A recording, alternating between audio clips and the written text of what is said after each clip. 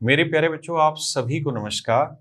आज आप जान पाएंगे कि कैसे जवानी बर्बाद की जाती है रेलवे की तैयारी में, और जब एक बच्चा तैयारी कर लेता है उसके बाद ज्वाइनिंग के लिए कितना तड़पना पड़ता है। ये बात आप महसूस कर पाएंगे इन बच्चों के पैरों को देखकर।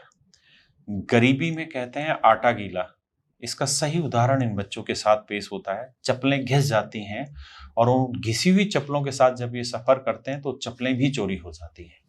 मेरे बच्चों, आज मैं बात कर रहा हूं पूरे भारत के बच्चों से, और ये जो मेरे साथ बच्चे बैठे हुए हैं ये सारे के सारे वो हैं जो पूरे भारत से आए हुए हैं।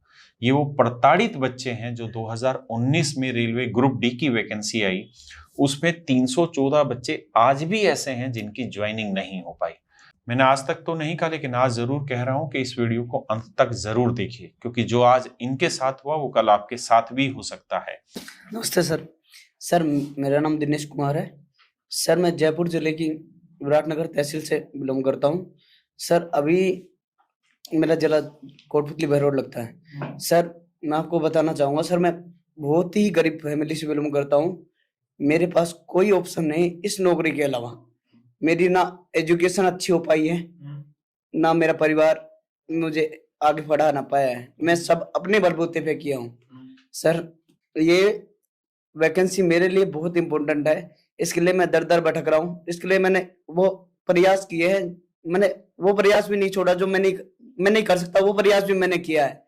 मैं खुद कमाता हूँ। मैं मेरी शादी होने के बाद मैं खुद जॉब करके और फिर मैंने ये तैयारी करी थी। मेरी जब जाके ये जॉब निकली है, मैंने कम से कम 10 साल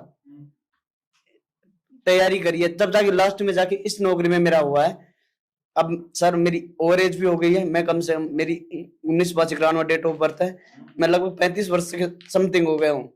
अब मेरे पास कोई ऑप्शन नहीं है इस नौकरी के अलावा। सर जब 15 जून को ये लोग 16/12 के नोटिस के अनुसार नौकरी दे रहे हैं, वो सभी पे लागू है, हमें छोड़ रहे हैं, तो सर ये कहाँ का न्याय है? हमारी कोई गलती नहीं है।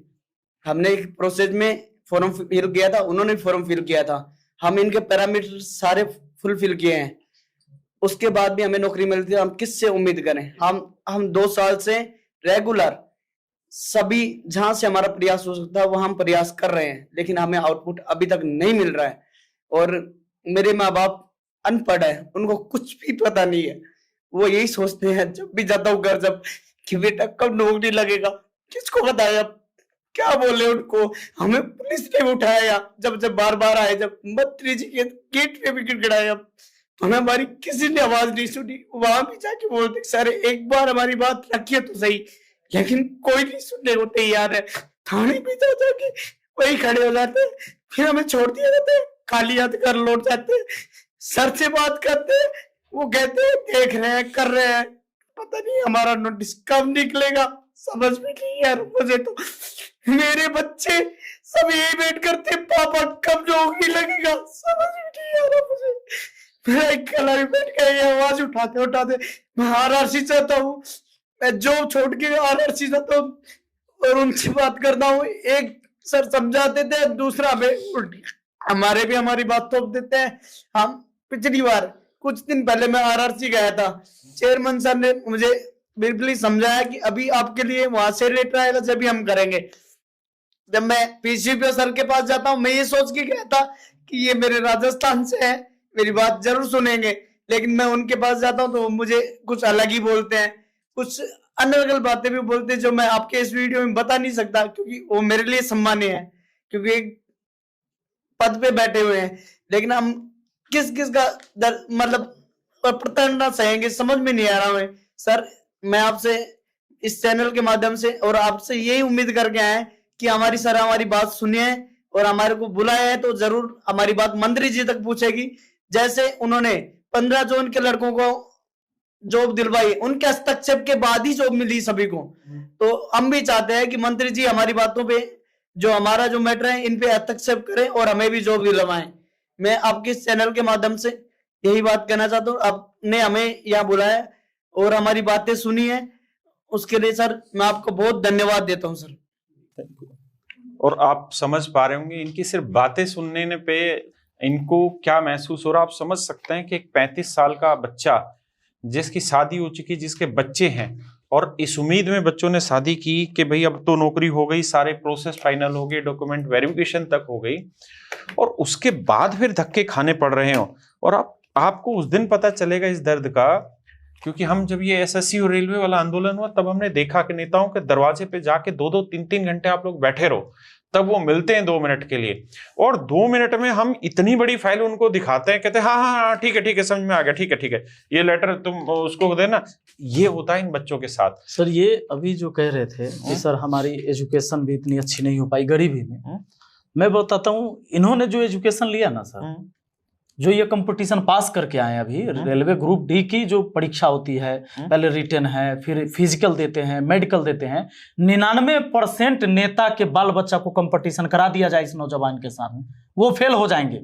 मैं बात बताना चाहूंगा, हो सकता है आप उस बात को सोच के, या जो भी सुन रहा होगा हमारी बात को, वो हो सकता है अचंभित हो जाए, सोचने पे मजबूर हो जाएगा कि जब मैं अपने भाई दिनेश से मिला तो मुझे नहीं पता था ये क्या काम करते हैं, लेकिन जब मुझे पता चला कि ये इन्होंने एक ऑटो खरीद के किस्तों पे अपने परिवार को चलाने के लिए तो कुछ ना कुछ करना पड़ेगा। तो ये दिन रात ऑटो चलाते हैं, जहाँ जब भी टाइम मिलता है रात में टॉर्च, मतलब जैसा भी इनको पढ़ना होता है, दिन में धूप में खड़ा करके इन्होंने अपना परीक्षा पास किया। तो कितना मुश्किल है उस नौकरी को पाने के लिए सर, और दर भटकना। बिल्कुल सर, उसके बाद में भी नौकरी नहीं मिल रहा है सर एक सिस्टम तो मेरे साथ ये हुआ, मैं बार बार यहाँ प्रयास कर रहा था, मेरी गाड़ी में बाहर खड़ी करके आता हूँ जयपुर में, तो सर क्या हुआ, मैं आया यहाँ मेरे प्रयास के लिए, उसी दिन रात को मेरे साथ ये सिस्टम है कि मेरी गाड़ी चोरी हो गई सर। वो भी मेरे लिए एक सेटबैक था, फिर भी मैं इस प्रयास के लिए लगा हूँ कि मुझे ये नौकरी मिले। मेरे लिए ये नौकरी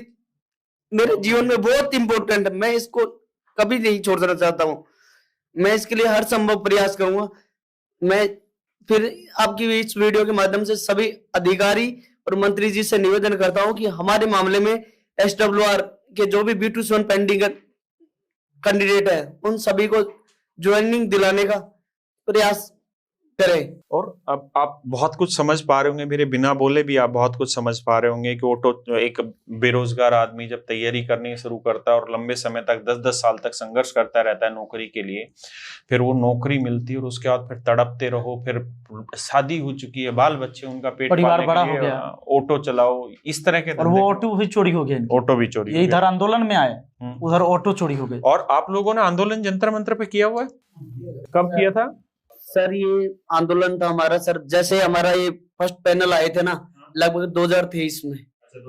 हाँ, जब यहाँ जब पहलवानों का प्रदर्शन चल रहा था ना, उसी टाइम हम ये यहाँ बैठे थे जंतर मंतर। वो सब लेकिन देखो, मीडिया के मारो गोली, मीडिया तब तक नहीं उठाएगी चीजों को, हमारी चीजों को, जब तक मीडिया मजबूर ना हो जाए। इन्होंने अभी भी ये एसएससी रेलवे का आंदोलन थोड़ी उठाया, वो तो जब ये लाइव जाते थे और कमेंट में बच्चे 10,000 गालियां दबा के नहीं देते थे, 10,000 कमेंट होते थे और सारे के सारे इन चीजों पे, तब ये लोग आए हैं। देखो अभी तक क्या हुआ मैं ये तो नहीं जानता, लेकिन अब मैं एक चीज की जिम्मेदारी आप सबके साथ लेता हूं। एक तो सारे टीचर्स के साथ वीडियो बनवाने का काम मेरी जिम्मेदारी है।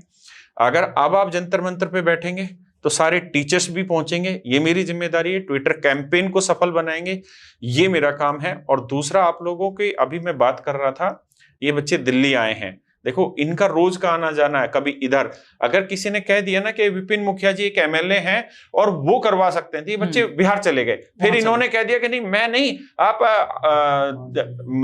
मांझी के पास चले जाओ, मांझी जी के पास चले जाओ, आप रामविलास पासवान जी के बेटे के पास चले जाओ, ज्योतिराज सिंधिया के पास।